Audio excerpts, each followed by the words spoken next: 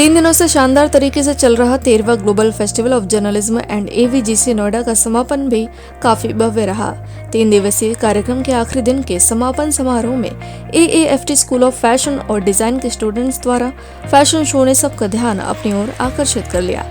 Fashion show की शुरुआत दीप प्रज्वलन से हुई और डॉक्टर संदीप मारवा ने कहा, फैशन के रुझान अक्सर तेजी से बदलते हैं और फैशन अक्सर इन प्रवृत्तियों के नवीनतम संस्करण का वर्णन करने के लिए प्रयोग किया जाता है, क्योंकि फैशन एक आर्ट है। कार्यक्रम में डॉक्टर संदीप मारवा द्वारा अतिथिगण को फेस्टिवल मोमेंटो देकर सम्मानित किया गया। बता दें कि ट्रेडिशनल थीम पर आधारित फैशन शो, जिसने रंगीन दुनिया और इसके अद्भुत ग्लैमर को समर्पित इस फैशन शो ने कार्यक्रम में 4 चांद लगा दिए। शो में न सिर्फ बॉलीवुड की ट्रेडिशनल विरासत को दिखाया गया, बल्कि इसके साथ आधुनिक फैशन का भी बेहतरीन संगम दिखाया गया। फैशन शो में मॉडल्स ने रैंप वॉक पर अपने टैलेंट का जलवा बिखेरा, जिससे ये समा और ज्यादा खूबसूरत हो गया। साथ ही कई तरह के कॉस्ट्यूम डिजाइन पेश किए गए, जिससे मारवा स्टूडियो और डॉक्टर संदीप मारवा की जमकर तारीफ की गई। 13वें global festival of journalism and AVGC Noida का समापन एक भव्य फैशन शो के साथ हुआ, जिसने इस उत्सव को एक शानदार विदाई दी। Hello, good evening everyone. I'm Dr. Utsav. Thank you so much for, you are the people, the media person is the strength of this nation. And I am, very much excited to be the part of this academia, this journalism. And most importantly, this is not just merely just an award. It's a token of respect for all the, persons, those who are working in this field. And those who are really wanted to be the part of the development for this particular nation. Well, we have got independence in 1947 and recently we have celebrated 26th January. And congratulations to you all. We won the election in Delhi. I mean, ये लोकतंत्र की जीत है। देखिए, international journalism award या global leadership award एक ऐसा award है जो विश्वसनीयता यानी क्रेडिबिलिटी के लिए जाना जाता है। और ये क्रेडिबिलिटी होती है जब आप कंसिस्टेंट होकर के काम करते हैं। कंसिस्टेंट होकर के काम करने का मतलब सिर्फ ये नहीं कि लंच और पंच सिस्टम के हिसाब से काम किया जाए।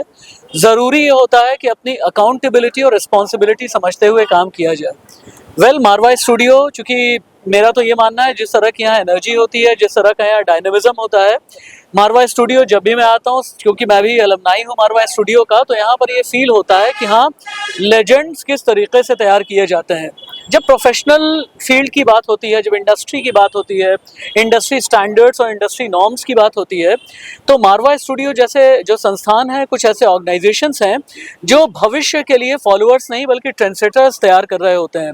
अगर आप फॉलोअर बनते हैं तो आप ये रिस्पॉन्सिबिलिटी नहीं समझते, लेकिन अगर आप ट्रेंड सेटर बनते हैं तो आपको पता चलता है कि हाँ, आपकी अकाउंटेबिलिटी क्या है। और जब अकाउंटेबिलिटी की बात होती है तो ये अकाउंटेबिलिटी जनता के लिए है, ये अकाउंटेबिलिटी सोसाइटी के लिए है। ये अकाउंटेबिलिटी आज की तारीख में सबसे बड़ी है कि आप फेक न्यूज़ से किस हद तक दूर रहें। सर, आज जो है फैशन ट्रेंड चला, तो उसके बारे में क्या कहना चाहेंगे? किस किस तरह की थीम? सबसे मजे की बात तो ये है कि लोगों को इस बात की हैरानगी हो गई कि एक जर्नलिज्म फेस्टिवल में फैशन शो का क्या काम। और यही हम लोगों को बताना चाहते हैं कि जब प्रेस काउंसिल ऑफ इंडिया बनी थी देश के अंदर, तो 3 मुद्दों को लेकर मीडिया को बताया गया था कि ये आपकी जिम्मेदारी है। पहली जिम्मेदारी टू इन्फॉर्म, इंफॉर्मेशन। सेकंड जिम्मेदारी टू एजुकेट, एजुकेशन। और तीसरी जिम्मेदारी टू एंटरटेन मासेस। और ये जिम्मेदारी भी मीडिया की आती है, चाहे वो अखबार हो, रेडियो हो, टेलीविजन हो, OTT चैनल हो या न्यू मीडिया हो।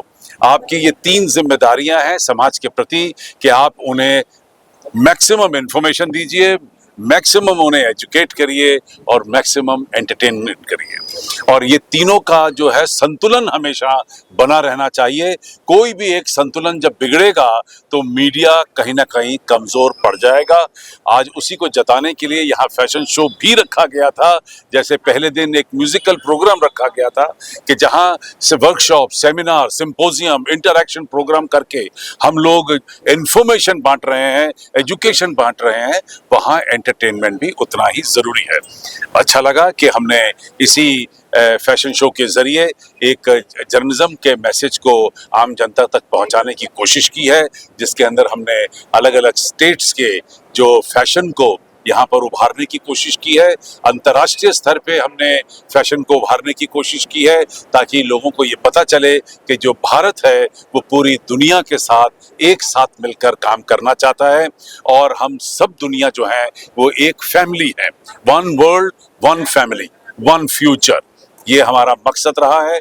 और इससे पहले हम ये बार बार कह चुके हैं, love, peace and unity through art and culture, कि अगर आप दुनिया के अंदर सुख और शांति देखना चाहते हैं तो आपको कला और संस्कृति को उभारना पड़ेगा, इसे ही आगे लाना पड़ेगा।